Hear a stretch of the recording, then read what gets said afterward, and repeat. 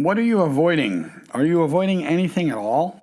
Do you put things off? Put off your homework, put off your plans, put off your banking? Because it's really interesting when we actually think that avoidance is harmless. I'm Mario Leone. This is the Voices of Victory channel.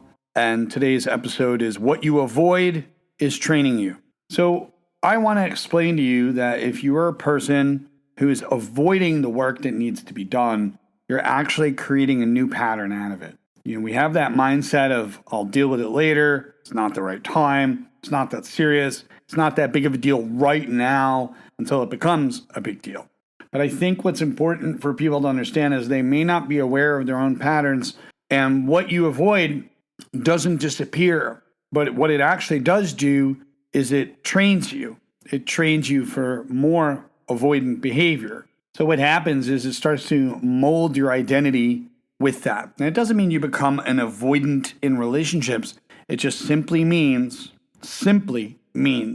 that the work that you do and other things that are crucial get put aside. So every time we avoid something, there is an uncomfortable feeling that usually bubbles up inside of us.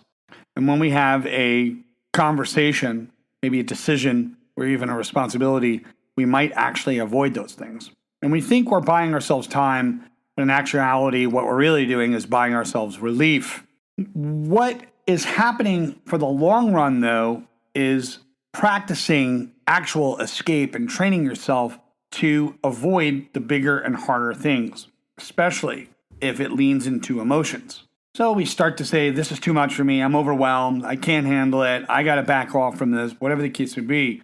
But the next time something actually rears its ugly head, you want to avoid it again. So it feels a lot more emotional than it actually needs to be. Not because it's a larger problem or a larger responsibility, but because we've actually worked on it in terms of avoiding it. And instead of us stepping away from it for a moment, we actually avoid it for longer periods of time.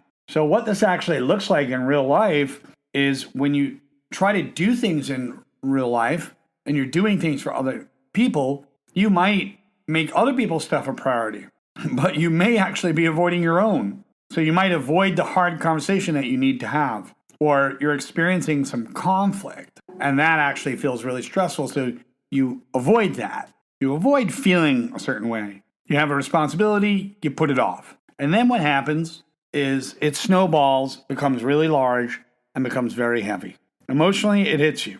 So you might ignore one uncomfortable emotion. And now your emotions are harder to actually sit in when it comes time to sitting in your emotion. And guess what? Your world starts to feel very small on the inside because it'll pile up and you'll feel overwhelmed. So you might feel like you're controlling everything right now, and that's where it lends itself. It lends itself to control. And we could wind up avoiding things. But in the long term, it can actually make you very emotionally sensitive because you're not really learning how to deal with things, but you are learning and training yourself to stay away from them and avoid them. So what happens is you, bit by bit, train your own tolerance to get smaller. And your confidence might feel a little gun shy. Your stress levels could indeed go up because you feel like things are out of your control when nothing outside has really changed at all. So when we actually lose confidence, it doesn't happen overnight. It doesn't happen so fast. It doesn't happen just in a matter of days. Sometimes it can happen over weeks. And it can be those tiny moments, those several tiny moments that you experience across time.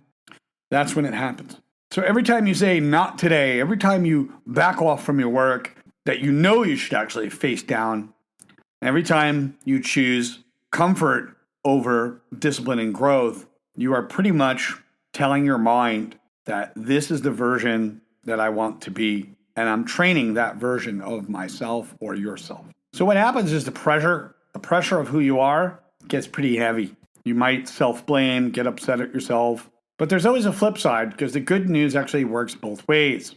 Just like you avoiding things, that's a form of practice. The very good news is when you start to face things, that's the good news. So we don't need to become fearless, but we have to start somewhere. We have to begin somewhere. We have to put our foot in the ocean at some point. Because each time you do that, you take a chance, you start to teach your brain that I can handle this. And that's how confidence is actually built. Now, when you understand how to think this way, you learn to repeat it over and over again. And that's the good news. You're creating better patterns, better habits going forward. So the next time you actually catch yourself avoiding something, you pause and ask, what am I training right now? Because whether you realize it or not, you're always practicing something. Doing nothing is a cause set in motion, and doing something is also a cause set in motion. The question is, are you going to make that cause stronger or make it microscopic?